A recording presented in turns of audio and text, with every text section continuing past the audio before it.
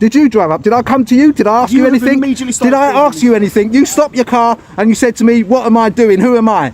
So get in your car and go away. Stop trying to incriminate people and abuse the rules and laws. Welcome to today's breakdown. I end this episode. Auditor Yardley Ski is filming a police station from a public pavement, a perfectly legal activity, when a sergeant storms out of his car with a mix of arrogance and aggression, demanding he stop. The officer escalates quickly, trying to grab Yardley's phone and making dramatic claims about terrorism, all because his car's number plate was captured on camera.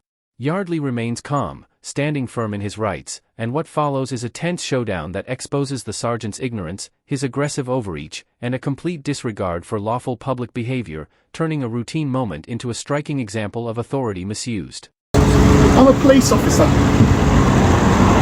My name's Sergeant Terry Burns. It's my badge.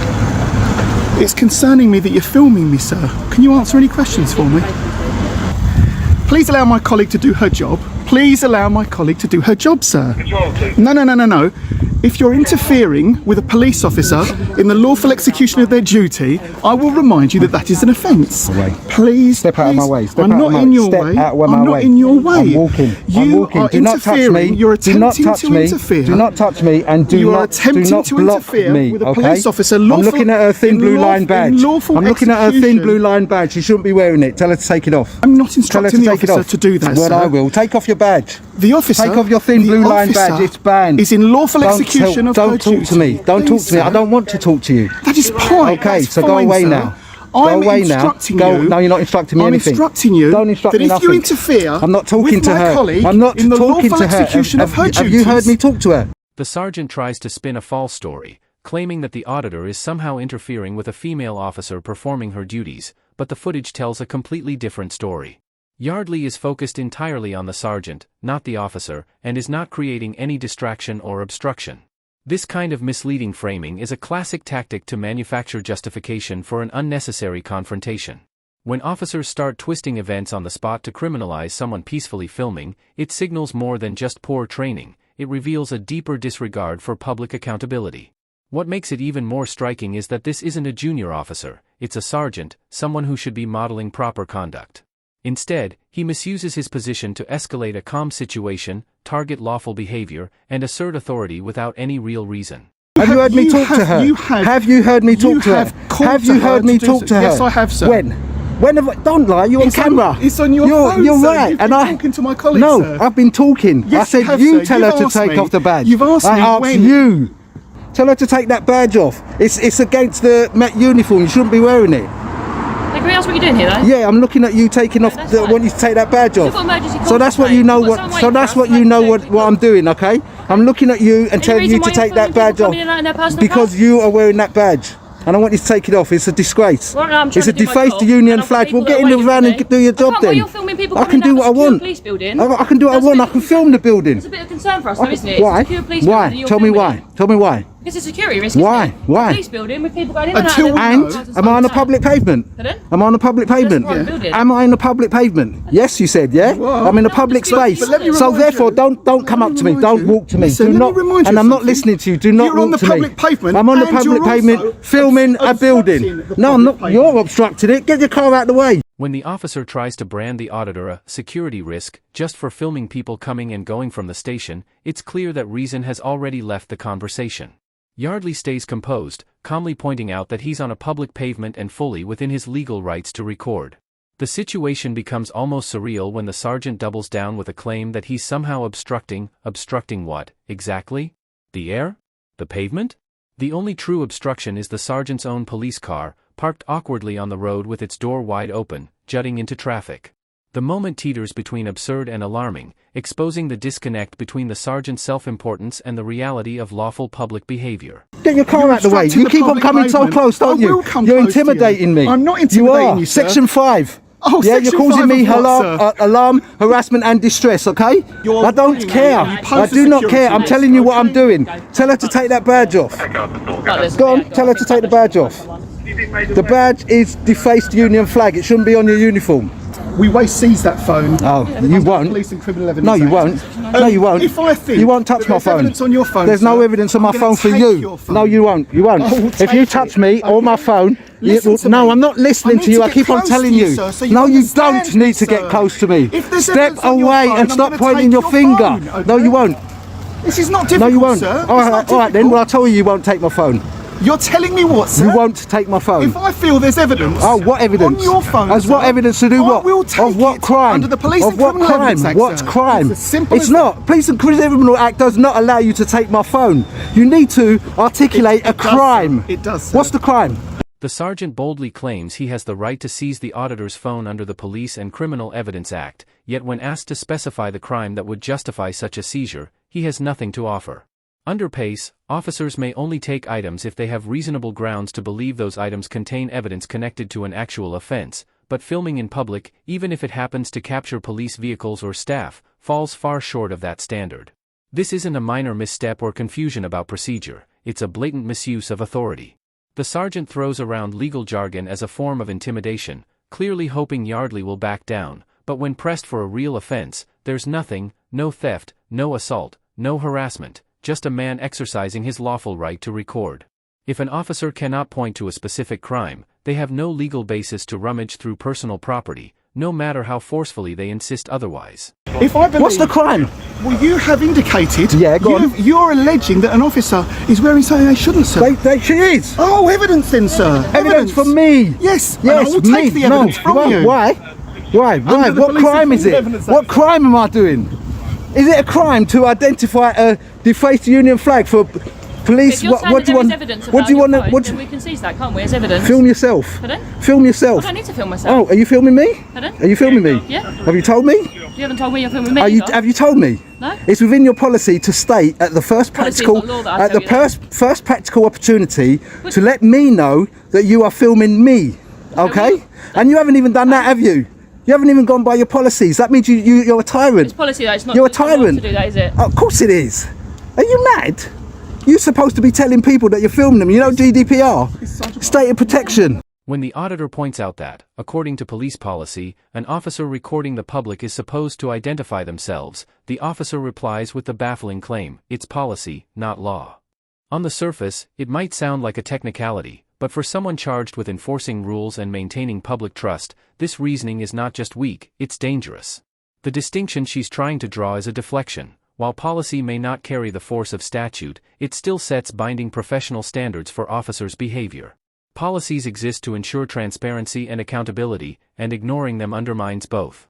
In this situation, the stakes are even higher, because the rules also relate to GDPR compliance.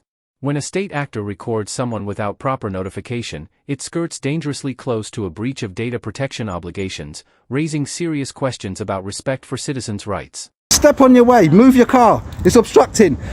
You're currently obstructing the public highway. No, I'm not. sir. I'm walking up and down. So I'm not currently doing anything. You're currently obstructing the public highway. Yeah? You're just trying to you're trying to lie. I think that's called manifest. Yeah, in public office. Yeah, Sorry, I think what's it so. called, sir? Don't worry about what it's called. Tell me what PACE is. Tell me what crime I'm committing. Huh? Sir, please stop filming me, Muppet. sir. Please stop filming me. I will keep on filming you. I'm allowed to film. He's filming the building. He's filming. My body one's cameras on. Officers, Thank you for telling me your body won't come. Thank you for upholding your policy. Yeah. Hold on a second. You're right. Sorry. I don't know what's actually happening. So he's filming. Feature me, talk to my colleague. You can talk as much as you like. It's a public place. Make privacy if you want to. Go on then. He's filming. Personal cards coming out. filming. No, I wasn't. No, I wasn't. Stop lying. Stop lying. Stop lying. I wasn't doing that. Colleagues coming in and out in their personal No, cars. he's not coming in and out in his personal car. He was going in and I was filming. I didn't go to him and I didn't film his car. The officer falsely tells a colleague that the auditor was filming the sergeant coming and going from his vehicle, when in reality the sergeant had only just arrived and chose to exit the car himself, escalating the encounter. Yardley was recording from a public space, completely within his rights, yet this misstatement attempts to twist the story, implying suspicious intent where none exists. By framing the auditor as targeting the sergeant's movements, the officer deliberately distorts events to justify further police intervention, creating a false narrative that could put Yardley at risk.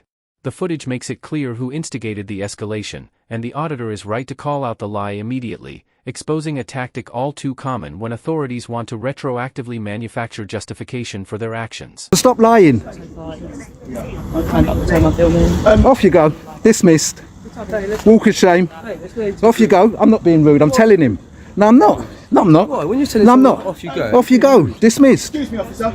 Rude is not a crime. Just to say, if this gentleman has any footage on his phone of my car's registration number, okay, I fear under the Terrorism Act, unless we prove otherwise, that I'm in danger.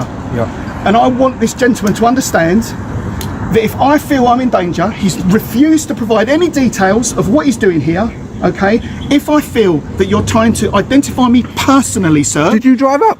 Did you drive up? Did I come to you? Did I ask you anything? Did I ask you anything? You stopped your car and you said to me, what am I doing? Who am I? So get in your car and go away. Stop trying to incriminate people and abuse their rules and laws. In front of his colleagues, the sergeant begins rambling about fearing for his safety under the Terrorism Act, simply because the auditor's camera may have captured his car's registration. In reality, there's no special legal protection for number plates visible from public spaces, and no precedent equates filming them with terrorism-related activity. What's worse, this isn't just a minor error, it's a dangerously flawed claim. The sergeant is invoking serious legislation not because of any credible threat, but because he feels uncomfortable being recorded. Section 43 of the Terrorism Act is clear: stop and search powers only apply when an officer reasonably suspects someone of terrorist involvement. A visible license plate on a public pavement falls absurdly short of that threshold, making the sergeant's overreaction both legally baseless and deeply concerning. What purpose of your visit today here, sir? She's wearing a defaced union flag and she should take it off. That's what she should be doing. You should be telling her to take off, or he, she, them, however she wants to be represented, that she shouldn't be wearing a defaced union flag on her uniform. That muppet, whoever he is, no, I can call him a muppet. Why? Because I can. No one's calling you. It's not a swear word, is it? Is muppet a swear word? Is muppet a swear word? Is muppet a swear word? I'm asking you. No. So I can call him a muppet, can't I? What's the purpose of your Yeah? visit Can I today? call him a muppet? Can I call him a muppet? Is it a swear word? Don't be civil, I'm not your mate. Okay? If you want to be civil, go inside, leave me alone, because I'm doing nothing wrong. Okay? Off your pop. What is the purpose of your visit? The encounter finally wraps up as the sergeant, trapped in his own contradictions and poor reasoning, quietly drives off, his earlier bluster replaced by an awkward retreat. But the full picture here is striking: a sergeant, a ranking officer meant to lead by example, delivering one of the most unprofessional displays in recent memory. From the moment he stepped out of his car, he launched straight into confrontation with no pause, no attempt to understand the situation, just instant aggression. He accused the auditor of interfering, obstructing, and posing a threat, all while Yardley stood on a public pavement lawfully filming the station. When challenged, the sergeant escalated further, threatening to seize the auditor's phone under pace without citing any real offense, and then delivered the most absurd claim of all, suggesting that capturing his vehicle's registration could somehow be a terrorism risk. If privacy was truly his concern, charging at a man with a camera was a spectacularly poor choice. The meltdown continued as he tried to rally nearby officers, casting himself as the victim and the auditor as sinister. But one calm question from Yardley, "Did you not drive up to me? Did you not approach me?" collapsed the entire argument, exposing the fragility of the sergeant's logic and the power of a public holding authority accountable. The female officer wasn't much better. Her claim that recording policy isn't law, combined with the lie about the auditor filming the sergeant's car, highlights a troubling comfort with bending facts to suit their narrative. What unfolded wasn't just poor behavior, it was a complete failure of leadership, judgment, and communication. These officers weren't under threat, pressure, or duress. They had every chance to handle the situation calmly and professionally. Instead, ego, ignorance, and a lack of understanding of public rights dominated the scene. And that's the real problem. When those in positions of authority treat law-abiding citizens like suspects, they erode public trust and damage the credibility of the uniform they wear. Officers should set the standard, not lower it. Unless police forces take responsibility internally, the public will continue to do it for them. Knowledge, rights, and a camera in hand, those are the tools that hold power accountable. That's it for today's episode. If you found this breakdown insightful, like, comment, and subscribe, and we'll see you in the next video.